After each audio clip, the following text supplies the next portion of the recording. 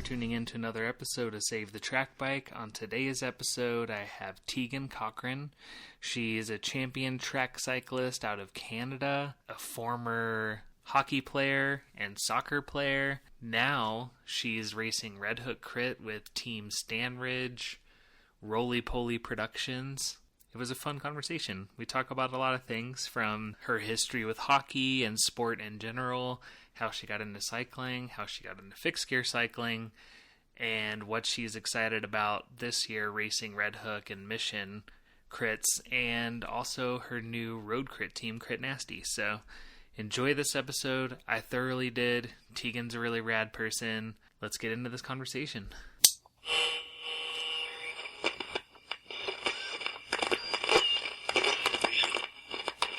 Hi, my name is Tegan Cochrane. I am a fixed gear cyclist from Vancouver, Canada.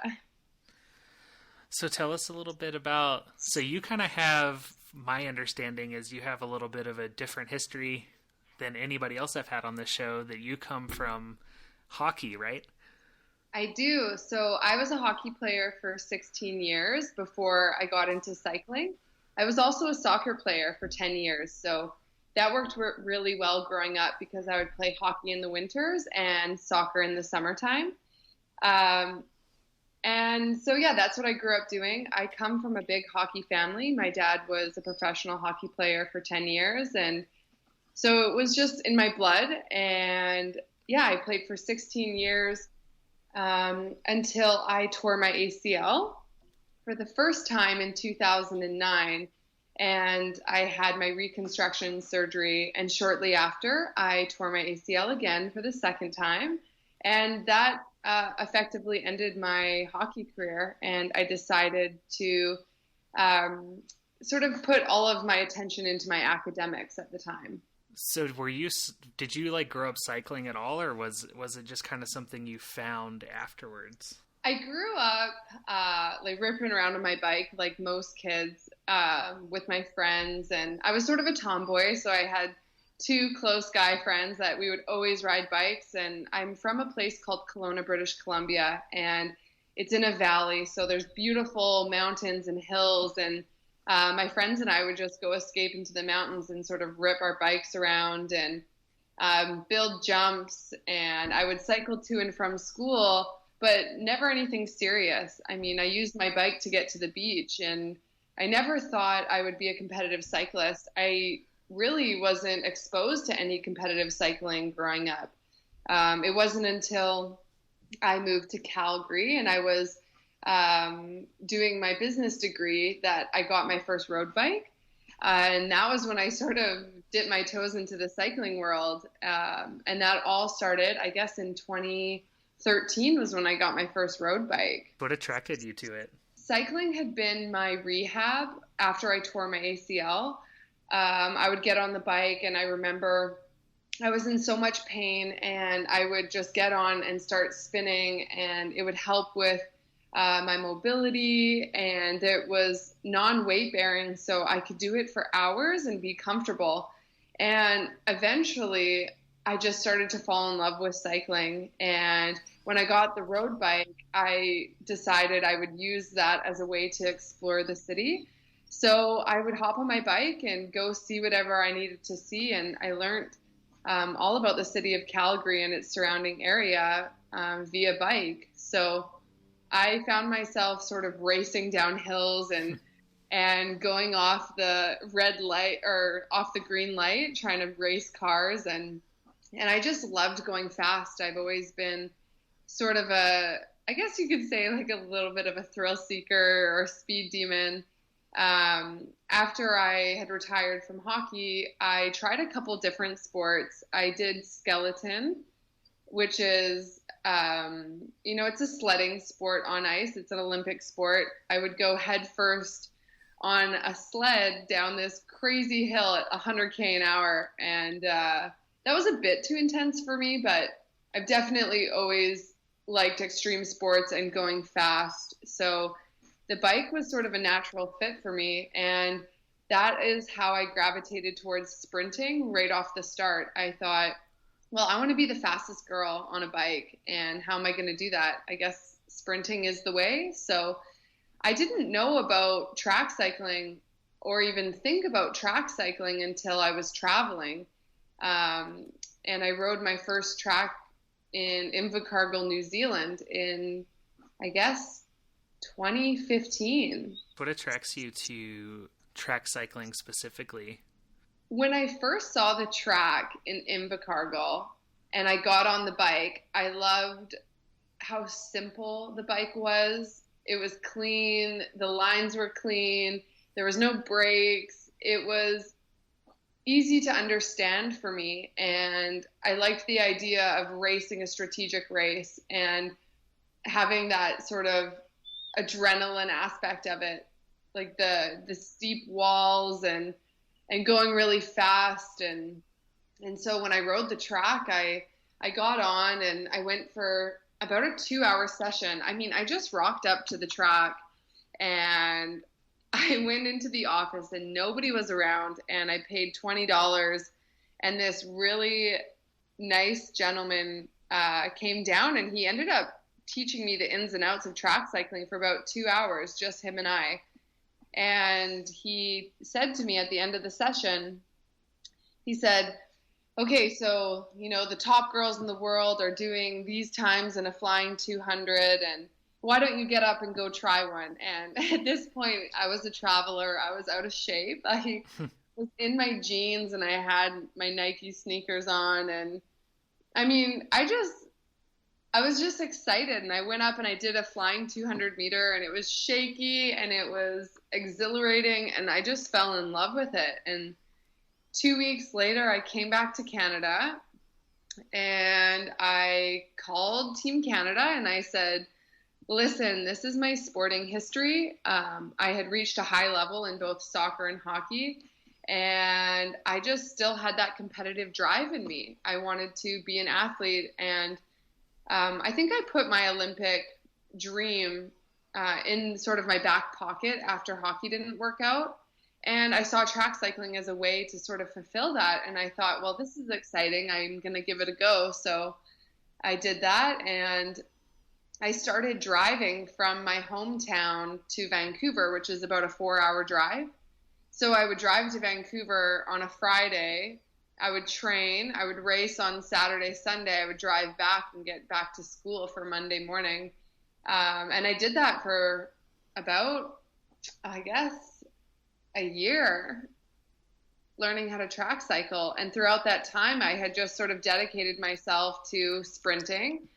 And I went to my first national championships in September of 2016.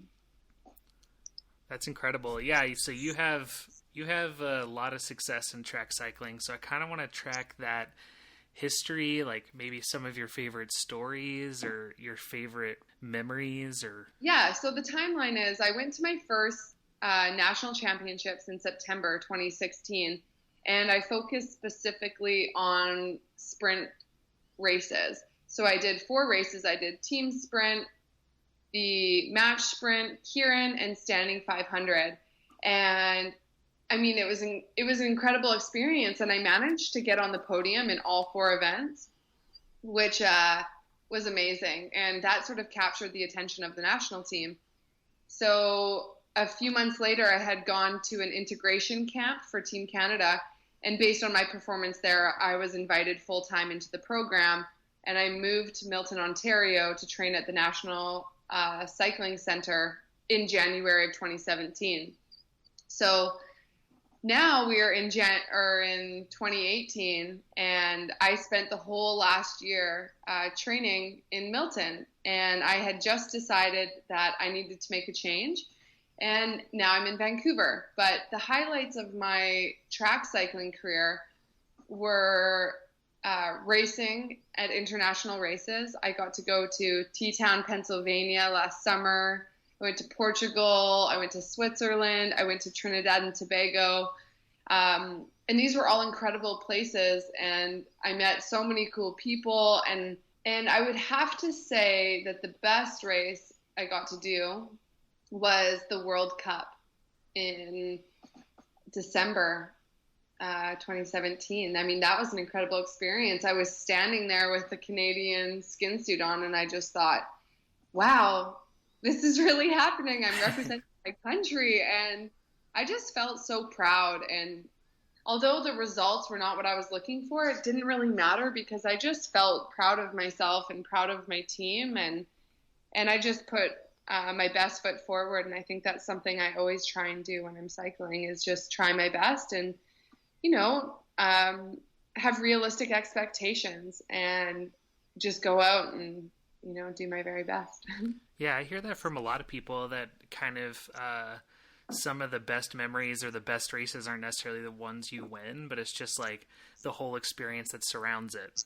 Oh, absolutely. I mean, I did my second national championships last September, and I won a few gold medals and became a national champion. And I look back and I don't think those podium moments were the best. I look back and I think about my team sprint partner, Lauriane Genet, and I just think, well, how incredible is it that I get to be teammates with somebody from across Canada? She's from Quebec. And I just remember rolling up on the rollers with her and just being so excited to compete with one another, and just having that connection of a teammate and knowing that you're going out there to do the best, not just for yourself, but for this other person. I mean, it's so motivating and inspiring. And those are the moments I definitely look back on and think, okay, that's what it's all about. It's not about being a national champion or getting on the podium in international races. It's about the experiences, the people that you meet, and doing your best. And for me, I was always just wanting to know what my limits were as an athlete. I still want to know. And I think that's what attracts me to new experiences, is I just want to see what it's like and how I can do. So that sort of is what drawn me to the Red Hook Crit. I mean, it's a new experience, and it's a middle distance discipline, and that's what I'm most excited about, because I really struggled with sprinting. Although it was sort of a natural fit for me, I do have a lot of endurance, and that comes from my background in hockey and soccer. I mean, both of these games are over an hour long, and so, yes, I specialize in having a strong sprint, but I'm also able to maintain my energy for quite a while. So I'm excited for the Red Hook Crit for sure. I think it's going to be the perfect discipline for me. Yeah, so let's go into that then. How did this opportunity open up for you? What attracted you to Red Hook? How did you hear about it? All that stuff.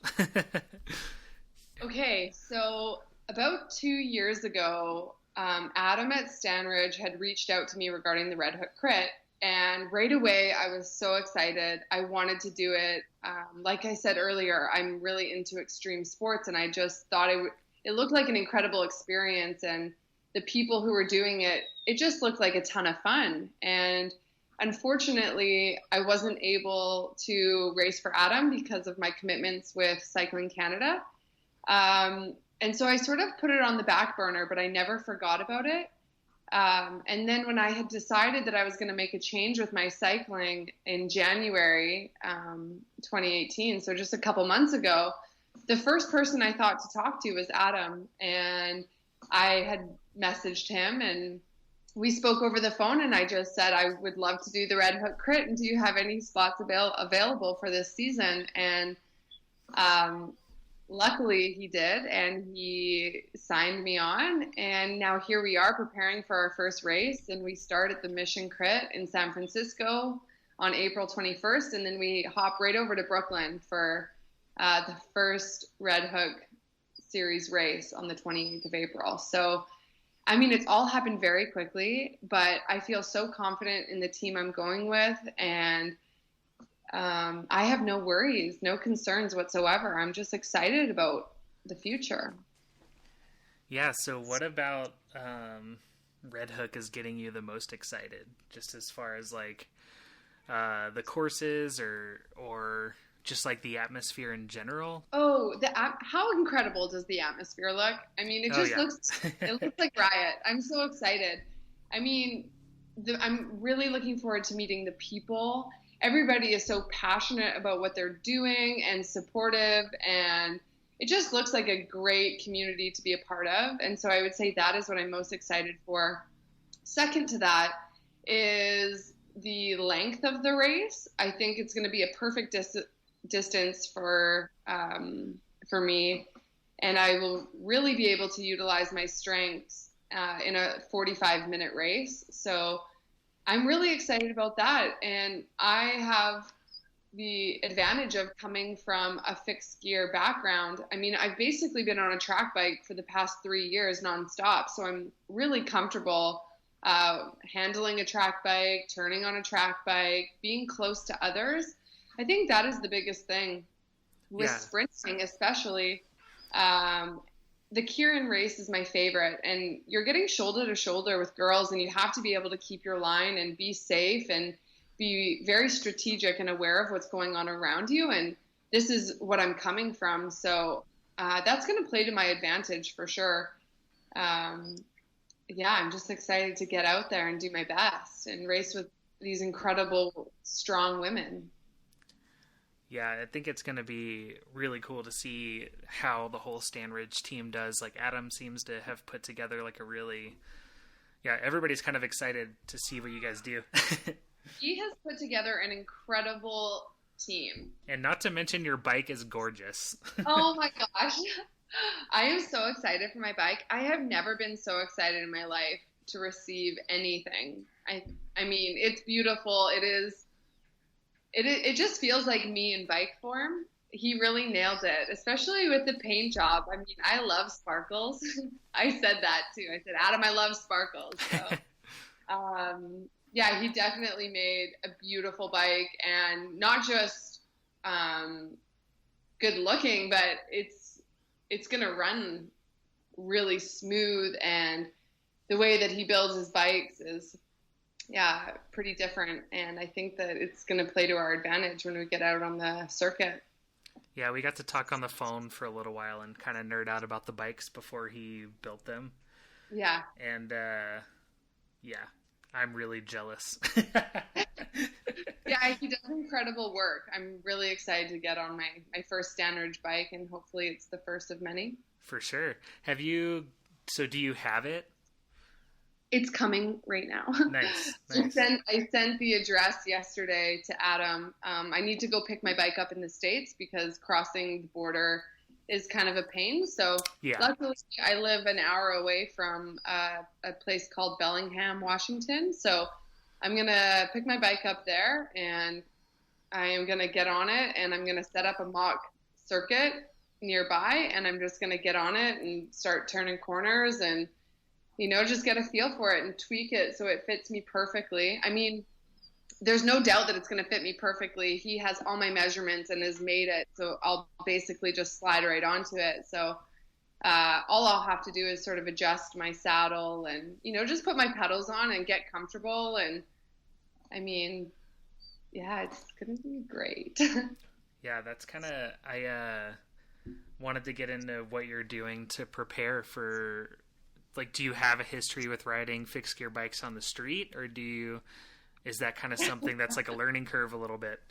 Yeah, I mean, that's going to be a bit of a learning curve. I have definitely transported a few bikes on the road and have put myself into some interesting situations, but I've always been very comfortable and confident on my bike. So I think I obviously have my training plan that's incorporating a lot of track workouts, gym workouts, yoga, Power Watts studio.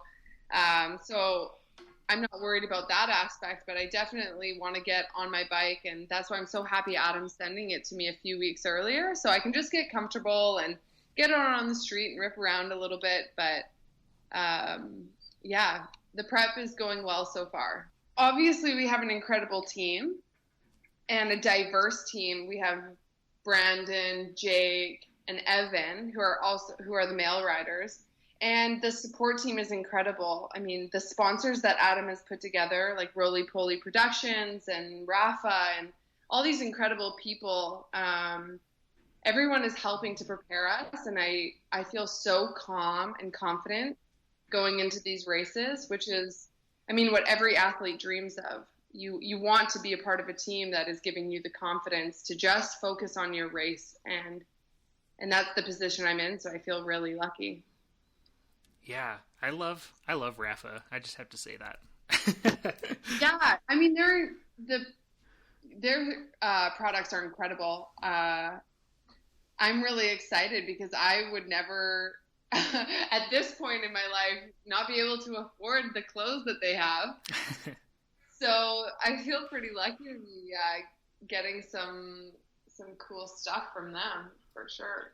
I'm not sponsored by Rafa, but I was saying I have their like bottom of the line, quote unquote, core line. You know, it's like $165 for the jersey and the bib shorts, which is not bad.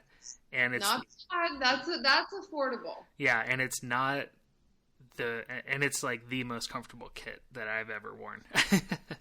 Yeah. But very high quality products. Yeah. I digress though. So the team is all put together. You're preparing for the races. Mission Crit's the first one. What are you looking forward to? Well, Mission Crit is going to be interesting because this will be my first fixed gear crit race.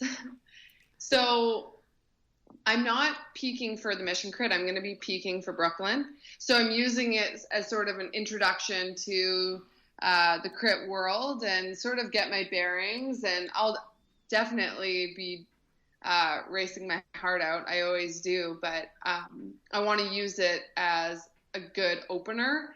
And it'll be nice to have the team around and we can sort of get into our groove and figure out how everything's going to work. And just getting out and racing. I'm so excited. I love racing. Nice. Yeah, I love Mission Crit. I've actually never even been, but the organizers have both been on my podcast.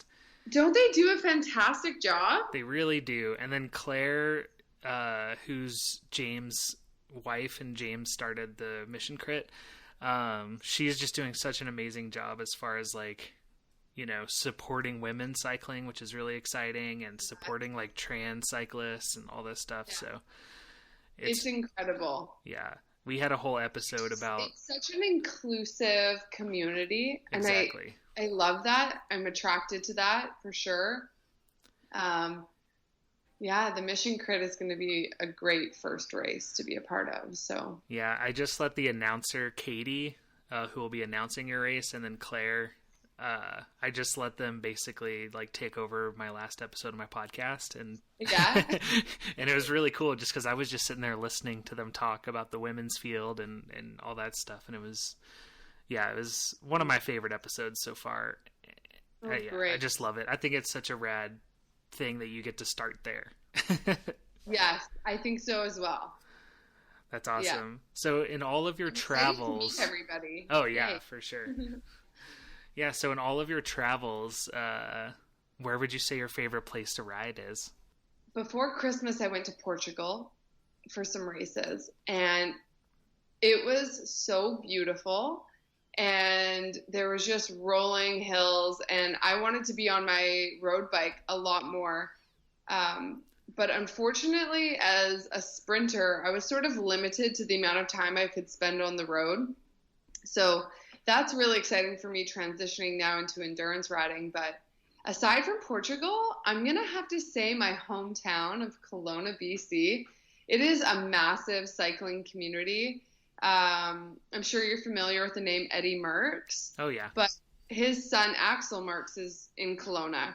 And so there is a massive road community. There's tons of rides, and the people of Kelowna are so respectful of cyclists. And I think that changes your whole experience when you're out on the road riding.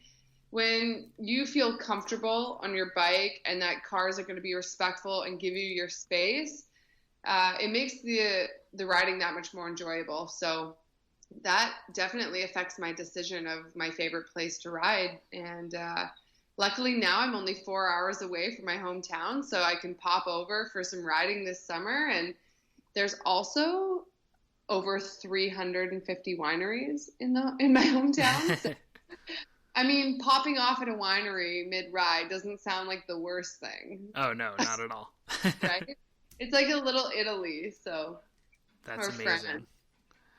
Yeah, we just had a new winery open on one of my favorite rides from my house. I can ride down to Deer Creek Canyon, which is a good climb. And round trip, it's about 70 miles for me. Hey, which nice. Is like that's a good ride. Absolutely. And about 75% of the way through, when I'm on my way home, they just opened this new winery and they have the best wines. They're so good. Right? Wine is incredible. I mean, wineries should be the new coffee stop. That's what I think. I agree. Especially because, like, I work in coffee and I drink way too much of it that it's nice Oh, do you? Oh, I love coffee. Yeah, it's nice to, like, stop and have something that, you know, brings me down a little bit before I get home.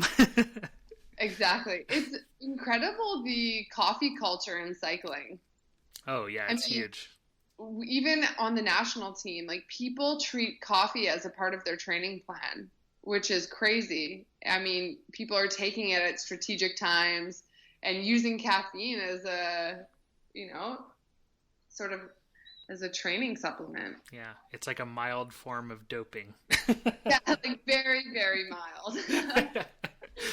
I need to be woken up for the second session of the day, so you got to take your coffee. For sure. Grind your beans. I mean, everyone's pretty particular, and they take it with them when they travel, their entire coffee setup. So yeah, absolutely. I have my friend Steve. He manages the Rafa store in Boulder. Yeah. And yeah, I just love having coffee there. It's just like the perfect atmosphere for it. Isn't it? Coffee and bikes, they just go together so well. Yeah, and then wine after the ride, and then wine after the ride. Yeah, let's tack on a winery after. Yeah, or at least when you're close to going home. When you're like 5 miles away. Yeah, exactly. That's really funny. Yeah, I just love hearing people's stories about like where they love riding and stuff, just because I think it's like part of what I like to do with this podcast is just kind of get to know the people, you know, so it's not just about racing. So yes, yeah, absolutely. I love hearing about that because you said you got to travel a bunch after hockey and before cycling started. Where are some of your... I did. Yeah, so I went to Australia, Southeast Asia, and New Zealand, and every city that I went, I would get a bike. And riding in Australia was beautiful, except the drivers are a bit crazy. Yeah, I've heard that. Yeah, they are. They're totally nuts. But still, the landscape was incredible. If you're okay cycling in the heat, then I would say Australia is definitely up there. It's a beautiful country. Southeast Asia was a little bit different. Obviously, the roads aren't as great, but you sort of get a little bit more of a gravel ride, and that's fun in its own respect. So that was great. And then New Zealand, I always compare New Zealand to Canada. It's very much Canada's Southern Hemisphere twin. So I felt really at home when I was cycling in New Zealand. There's this beautiful city called Wanaka, and when I was coming into Wanaka, it felt so much like home. So I ended up staying there and riding around, and it was just beautiful. And this world is filled with incredible places, and I want to see them all on my bike. So that's one of things to do. Yeah, one of my dreams is just to go like for a couple weeks and go ride around Japan. And oh yes, Japan looks amazing. Yeah, I just read there was an article in Bicycling magazine about this guy's trip to Japan, and I was just like, oh, so jealous. Yeah, that sounded amazing, and I want to ride around Iceland as well. Oh, Iceland, yes. That is, I haven't looked into the cycling there, but I really wanted to get sort of like a camper van and cruise around. It looks beautiful. For sure. Just like... the landscape is amazing. The waterfalls and the mountains and... Yeah. I've never had a friend go to Iceland and not just post the most like epic FOMO photos. Pictures on Instagram. You're like, how is this place even real? Yeah. Oh. Yeah. Yeah. I would love to do that over in Europe. I haven't spent a ton of time in Europe, actually, so I would love to cruise around France and yeah. So my family all originates from France. I'm forgetting the name of it right now, but it's in the Alps somewhere. And it just looks beautiful. And one of my friends in Denver who's from France just told me that that place is like where people go to vacation. And apparently that's where my family's from. So I need to go. Oh, that's amazing. Yeah. You should probably look into finding a distant cousin that you can stay with and just go ride around forever. Exactly. I'll be like, hey, I'm your like really American Texas cousin, so perfect. Give me some culture. Yeah, I'm sure they'll welcome you with open arms. I would hope so. How is the riding in the States? It's amazing in Colorado, for sure. Yeah. We have amazing climbs here. We have amazing mountains. We have some really secluded spots. Because, like, I probably don't have the build to be a climber, but I love it anyway. Yeah. I just think it's fun. I definitely don't have the build to be a climber. I'm stronger. I'm more of a sprinter. Yeah. Middle distance. So, yeah. But I admire the climbers. Their ability to just shoot up those hills is impressive to me. Oh, I agree. Just watching, like, Phil Guyman or somebody, just like... Yeah. It's incredible, isn't it? Yeah. They just look like they're dancing. For sure. Yeah. So what are you listening to when you're in the gym right now? Music-wise? Yeah. Or podcasts. Either or. Podcasts. Okay, so I actually don't have headphones on in the gym.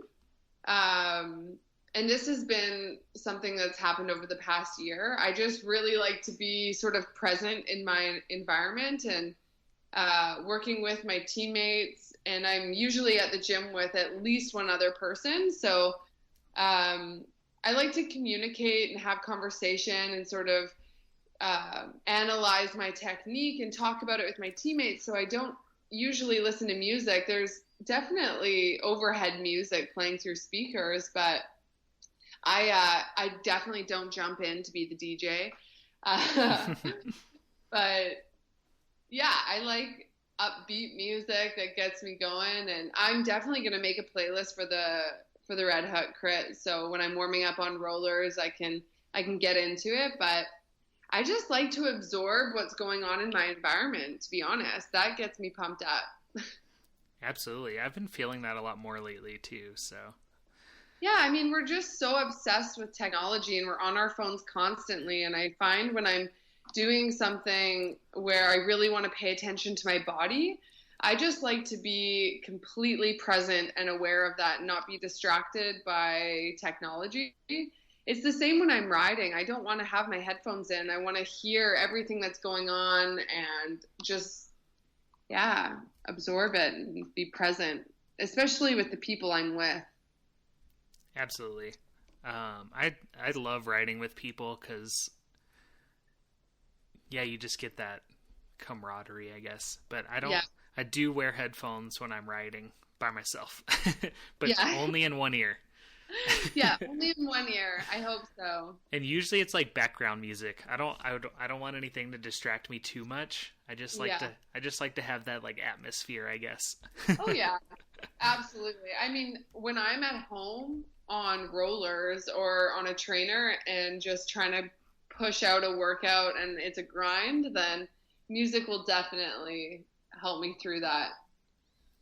Yeah, so beyond like Red Hook and Mission, what else are your plans for 2018 as far as cycling? Are you doing much track cycling or road or? Yeah, so I'm still training on the track. I only live a kilometer away from my home track, which is fantastic. But I'm racing on a crit team called Crit Nasty here in Vancouver. So it's a group of 11 amazing women. And I'm just going to be, diving headfirst into the crit scene. So that is my top priority. There is the tour of Dairyland. Have you heard of it? Yep. Yeah, so my team is talking about going to that. That might be a possibility for me. They actually have a fixed gear category at the Tour of Dairylands in Milwaukee and in Chicago. Oh, really? And a lot of the like, I would say, maybe not this year they're big teams, but kind of like some of the older teams like MASH and State Bicycles and stuff, they all go out to these races, and they've been attracting some pretty good talent. It's been pretty interesting to see. That is interesting. Yeah. Yeah. I don't, I'm wanting to leave my schedule a bit flexible so that I can go to a race if I want to, or change my plan. I think I've just been in such a structured environment over the past year, and I just wanted to loosen up a little bit and have flexibility and fluidity in my life. So that's my goal for the 2018 season. Absolutely. May I suggest talking about the Tour of Colorado, or the Colorado Classic is what they call it. Okay. It's a big like pro tour race. It's like a 3-day stage race, but they have like crits and stuff at the Velorama Festival.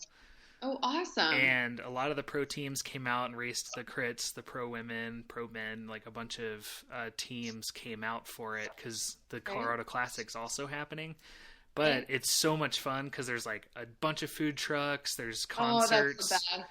Like last year, Death Cab for Cutie played, and like a bunch of stuff. Oh my gosh, I haven't listened to that band since like grade 9. Right? Yes. It was really cool, like, because I raced in the fixed gear category like earlier in the day, and then I went out and watched Death Cab for Cutie. It was so fun. Oh, that is awesome! What a great day. Yeah, it was wonderful. And then we got to see all the pro teams like hanging out by the crit course, and yeah, it was cool. That's really cool. Yeah. Sounds like you had a great time. Yeah, exactly. I will definitely write that down. Because it's just a fun weekend in general.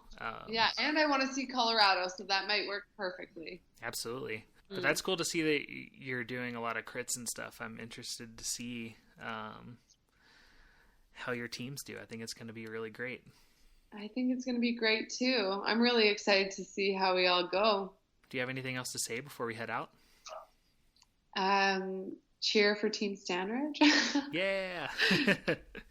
But no, you know what? This has been an incredible chat, Josh. Thank you so much for having me on your podcast. Absolutely. I appreciate you taking the time out of your day to do this.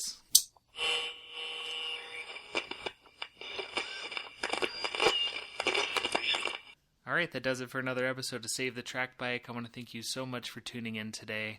If you like this podcast, leave a review on iTunes or wherever you're listening. Share it with your friends. Visit us on Instagram at Save the Track Bike. SaveTheTrackBike.com is our website. Special shout out to our friends and partners in FixedGearCrit.com. The music is Sly Girl by Vitamin Pets, and I'm your host, Joshua LeBure. We'll see you next time.